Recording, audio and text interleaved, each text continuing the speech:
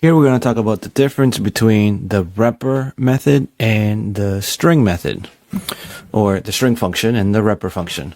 So let's get started. Here I want you to concentrate on what I have highlighted on my editor here from lines 45 to 48. We're going to initialize, declare a variable x and have it reference the integer 19. Then we're going to str x and repr x and then print x, right? So we're going to see that it's going to output 19 for all three of these. So the string representation, the repr, which we'll talk about in a second, and print x. So when we run this, we'll see that we get 19 for all of them. Now, what's the big deal? What's the difference between repr and string? String is the string representation of this object. In this case, is an integer. Repr is the more unambiguous representation of the object. That means that it is more developer friendly. It is more a direct showcase of what the object really is. So we see that there's no difference here with the integer type. So let's continue on and make sense of this. Here we're going to talk about y being a string, and let's do the same thing. Let's go ahead and print y and the repr. Here we can see already that we see a difference. For the string type, we see that the first time that we do str, we print hello there. The repr version gives you the same content of the string, but within quotes. So this is more developer friendly. This is more indicative of what it is that we're dealing with. It's a string because it puts it in quotes for us. Let's continue on. So we saw that there was a difference with strings, and the short idea of this, the big punchline, is that repr is the unambiguous version. The goal of str, or Dunder string, is to be readable. One thing to note is that containers like lists and dictionaries, for example, use the result of repr to represent the objects they contain. We've seen that. If you print my list, you'll see that it comes in with brackets and so on and so forth. So even if you call it with str or Dunder string, for example, not Dunder string, but if you call it with str, the str method on the container itself, it will also display with the brackets, for example. So just like print.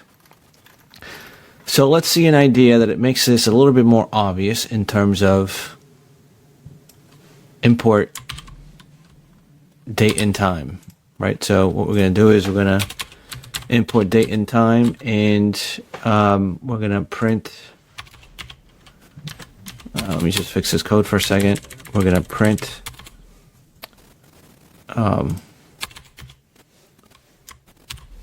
each of these like this, and it looks, actually it's more like that. And then here we're going to print this.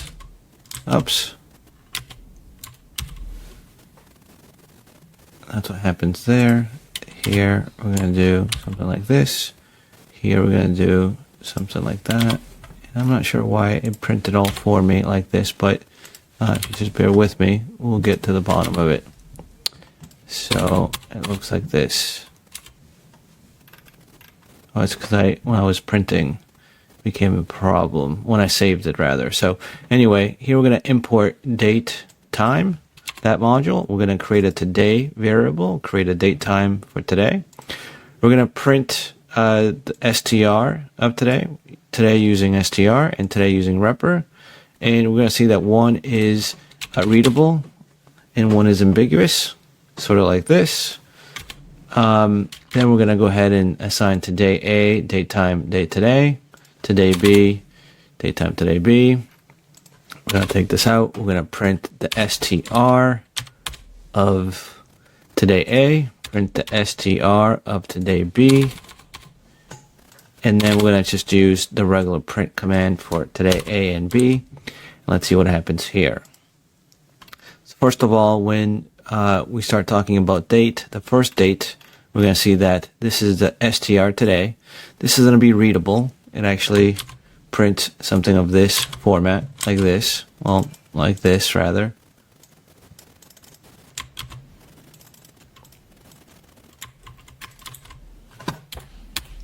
like that. And the repr is more unambiguous, and it prints it like this. So you can take this command and put it into Python, and it'll generate, right? It'll generate a datetime object for you. So that's what unambiguous means. It tells you exactly what it is. This is not a string per se, it's a datetime object. So one gives you the string representation, the other one the datetime object, right? And if we continue on, we'll see that this one is creating a today object, today A, today B. It's using a string for that. And we're going to use str to print both this one and this one. And we can see that when we print with str, we get both strings like this, right? It's exactly the same. Now, if we go ahead and do the print today A and print today B using print, it is using the str, so of course we get the same thing here. So hopefully that makes sense. str is the string representation. Repr is a more developer friendly, and it's unambiguous. Now, if we wanted to apply this to our Ferrari class that I have up here, and I'll show you this in a second. I'll just delete this since we've already seen this, and I'll delete this as well. Let's apply this to my Ferrari class here. Well, what can I do in terms of implementing the Dunder string and Dunder repr? Well, just for the car class, and we'll do it as an example here. For the car class, we can say Dunder string is going to say return this string, which is this car is a 2024 Ferrari Modena, for example, and the repr is going to say something like this. It's going to return a string of what is it that we're representing. In this case, it's a car.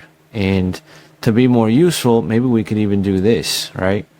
Thinking about it, we can exactly do this within the car and say, hey, look, pass these parameters over to the, so we can just copy and paste that into code so that we can go ahead and generate or create a new instance of the car object. So let me show you what that looks like if we go ahead here and say print my car after I instantiate my car. Print my car, and I'm going to say also print the string representation of my car, and I want to also do this but with repr, right? Something like this. Let's see what we get. So first of all, the first one is printing it like in line 45. We're going to print we're going to invoke the string representation, right? The str method. This one is going to be the str as well, so there's no surprise, right? It's going to be exactly the same. And the repr method here, you can see it's going to invoke the Dunder repr, and this basically tells us exactly what it is. Actually, this we can tweak just a little bit more, just to pass in the quotes. Why don't we do that just to finalize this, and we'll get this rolling so we can copy and paste, and we'll see exactly what that looks like. So we can do something like this, and that will contain quotes. And that way, what we could do, if we run it, is we can copy and paste this, for example, and put it into a new car. So let's say new car will equal, well, let's paste exactly what we have, and then just print the new car. And we'll see that we'll get that printed. So, of course, they're exactly the same, but this is the last piece that I'm using to create a car based on this repr result. I hope that makes sense.